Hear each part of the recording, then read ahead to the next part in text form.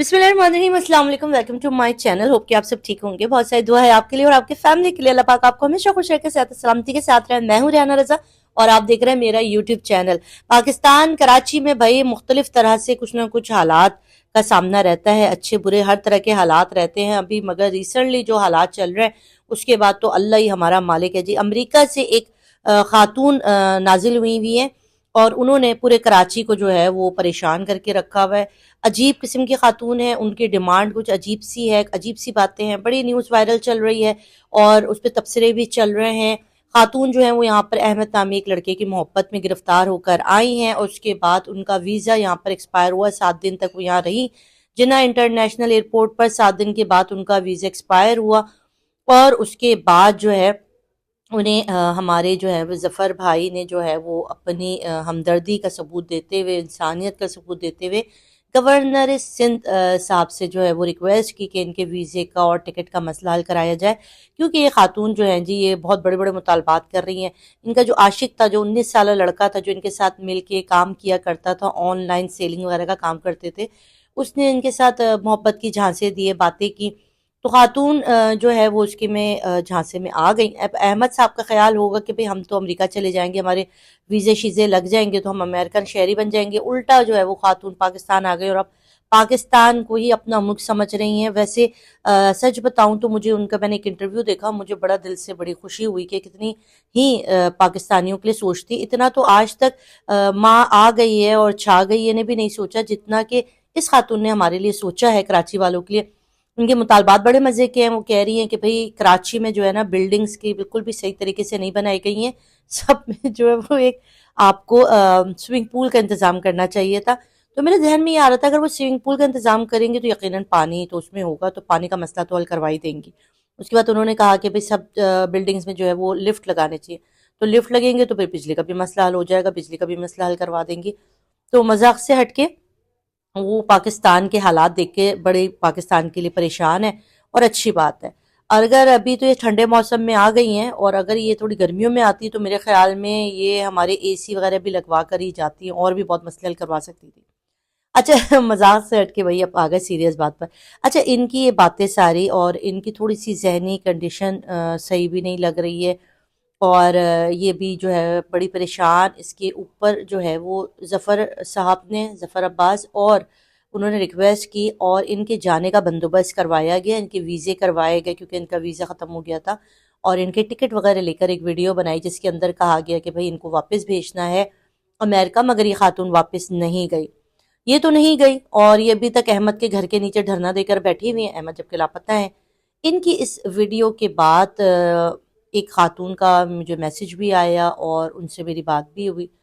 उन्होंने कहा कि ज़फ़र भाई का एक जुमला, कि उन्होंने कहा कि ये खातून भी किसी की माँ है, बहन है, बेटी हैं और यहाँ परदेश में है, तो हमें इनका मसला हल करना चाहिए ताकि बाइज़्ज़त तौर पे अपने वतन, अपने घर, अपने लोगों के पास चली जाए। तो उन्होंने कहा कि देखें, बहुत अच्छी बात है किसी की भी मदद करना।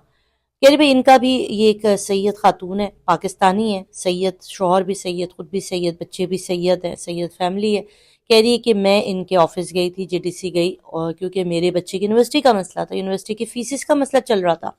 अब मैं गई जेडीसी इस उम्मीद पर कि मेरी फीसें कुछ मसला हल होगा। वहां गई तो उन्होंने कहा, एक बात कही कि भाई आपकी हम क्या मदद करें, आपके शौहर जिंदा सलामत है तो हम आपकी क्या मदद कर सकते हैं। तो कहने लगी तो क्या अगर मुझे अपने बच्चों की फीसों वगैरह के मसले होंगे या कोई मसला होगा तो क्या मुझे अपने शौहर को जहर दे के मारना पड़ेगा खुदा ना खास्ता, या बच्चों को यतीम करना पड़ेगा, बेवा का टैग लगाना पड़ेगा, यतीम बच्चों का टैग लेकर जाऊंगी तो कुछ मिलेगा वरना नहीं मिलेगा। अब सवाल ये है कि ये जो बहन है या इस तरह की, हमारे तो कराची में भरी हुई है इस तरह की खवातीन जो कि जिन्हें सफ़ेद पोश कहा जाता है, जो कि ना किसी के आगे हाथ फैला सकते ना। अब इस तरह के जो इदारे होते हैं जैसे जेडीसी वगैरह है, उनसे इंसान को ये तवक्को होती है कि हमारी कुछ मदद करेंगे मुश्किल वक्त में। अब इनकी हस्बैंड की सैलरी कोई 28-29 हज़ार भी नहीं बनती है, अब तनख्वाह कम है। अभी आप देखें बिल्स वगैरह कितने, इनका जो बड़ा बेटा था वो ट्यूशन्स वगैरह देता है बच्चों को, वो भी अकाउंटिंग पढ़ रहे थे, मगर अभी 3rd सेमेस्टर में आके उनकी भी फीस उसका नहीं हुआ क्योंकि दूसरा बेटा भी यूनिवर्सिटी में आ गया, बेटी भी आ गई। पढ़ने वाले बच्चे हैं 4, तो नहीं हो पाता। ये एक मुतवसत ख़ानदान की कहानी है कराची की। अब इन्हें यूनिवर्सिटी फीस सबमिट करवानी है बट इनके पास नहीं है। 28 हज़ार में आप मुझे बताएं कौन सा घर चलता है इस हालात में जो महंगाई चल रही है। اور اگر JDC والے نہیں مدد کر سکتے کسی ایسے انسان کی، آپ جائیں کم سے تو پلیز اس کے لیے کوئی بنائیں، اپنے یہاں کوئی ریشو بنائیں یا کوئی ایسی چیز بنائیں جس کے اندر اس طرح کے سفید پوش لوگ جن کے شوہر سلامت ہیں، باپ سلامت ہیں، ان کی تنخواہیں کم ہیں، نوکریاں اچھی نہیں ہیں، ان کے گھر میں 10 مسئلے ہیں، آپ کو پتہ ہے کیا کیا چل رہا ہے، تعلیم دلوا دیں، آپ ان کی مدد کر دیں۔ اگر 4 سال میں اگر آپ ان کی 6 مہینے کی سیمسٹر فیس بھر دیں گے جو کہ 60-70 ہزار بنتی ہے ایک عام یونیورسٹی کی فیس گورنمنٹ لیول کی، تو ان کی کتنی مدد ہو جائے گی۔ مگر نہیں کرتے، پھر بچے نوکریاں کی طرف چلے جاتے، پڑھائی چھوڑ دیتے ہیں اور وہ گھر بہت مشکلات کا شکار ہو جاتا ہے۔ تو JDC کو اتنا پیسہ ملتا ہے، لوگوں کی مدد بھی کرتے ہیں، میں یہ نہیں کہتی کہ نہیں کرتے، بہت کرتے ہیں۔ اگر آپ کو ایک امریکی شہری کا درد ہے تو آپ کو ایک سید فیملی کا درد نہیں ہے، ایک سید خاتون کا درد نہیں ہے جو آپ کی اس بڑی آس لے کر آئی، ہوپ سے آئی تھی۔ دیکھیں مانگنا بڑی مشکل چیز ہے، اور ایک متوسط خاندان کا کسی کے آگے ہاتھ پھیلانا نا بڑی مشکل ہے۔ وہ اپنے اڑوس پڑوس میں بھی اپنے حالات نہیں دکھا سکتے کہ ہم کس طرح سے رہ رہے ہیں۔ وہی والی بات ہے کہ سفید پوش جو ہے نا، وہ چادر اپنا سر ڈھانپتا ہے تو اس کے پیر ننگے ہو جاتے ہیں، پیر ڈھانپتا ہے تو سر ننگے ہو جاتے ہیں۔ تقریباً کراچی میں موجود تمام ہی خاندانوں کا یہی حال ہے۔ تو میں صرف آپ سے اتنے ریکویسٹ کروں گی، ظفر عباس صاحب اور گورنمنٹ سندھ سے میں ریکویسٹ کروں گی، جن کے شوہر سلامت ہیں، جن کے بچے پڑھ رہے ہیں، ان کے سروں پہ باپ ہے، پلیز ان کو بھی دیکھیں۔ یہاں پہ بیوہ اور یتیموں کو کفالت کرنے والے بہت ہیں۔ اگر آپ کی گلی میں کوئی بیوہ یا خاتون رہتی ہے تو پوری گلی والے ان کو سپورٹ کرتے ہیں، سب کے دل ہے، درد ہے، وہ راشن بھی ڈال دیتے، ان کو دیتے ہیں۔ مگر جن کے گھروں میں باپ بیٹے ہیں اور ان کے حالات کس طرح سے، ان کی تنخواہیں کم نہیں ہیں، وہ بڑی مشکل ہے۔ نہ تو آپ ان کو مدد کر سکتے ہیں، نہ وہ کسی سے مانگ سکتے ہیں۔ اب وہ چھپ چھپا کے آپ جیسے اداروں والوں کے پاس جاتے ہیں اور آپ ان کو یہ کہیں گے کہ آپ کے تو شوہر سلامت، ہم کیسے آپ کی مدد کریں؟ تو بتائیں پھر وہ انسان کہاں جائے؟ وہ کیا سوچے کہ میں اگر بیوہ ہوتی تو اللہ نہ کرے تو میرے حالات ٹھیک ہوتے یا میرے ان کے اسکول کی فیسز ہو جاتی۔ تو اگر آپ کے پاس ایسے کوئی ذریعہ نہیں ہے تو پلیز اب بنا دیں کوئی ایسی چیز جو آپ کے پاس اس طرح ہے۔ پلیز آپ ان کے گھروں میں جائیں، آپ چیکنگ کریں، آپ بندے بھیجیں، ان کو دیکھیں کہاں جاب کرتے ہیں، کتنی کمائی ہے، کیسا گھر ہے، کیا کیا لے رہے ہیں، تاکہ آپ کے بھی دماغ سے ڈاؤٹ نکل جائے، اس طرح کے لوگوں کی مدد کریں۔